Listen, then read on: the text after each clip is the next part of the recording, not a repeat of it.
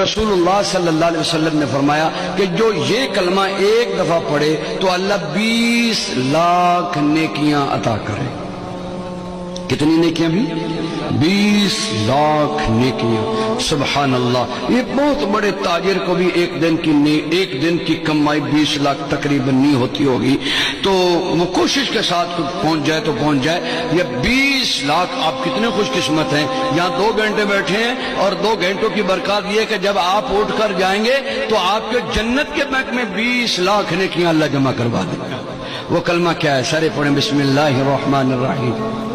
لا الہ الا اللہ وحدہ لا شریک لہ احدا صمدا لم یلد ولم یولد ولم یکن لہ کفوا احد۔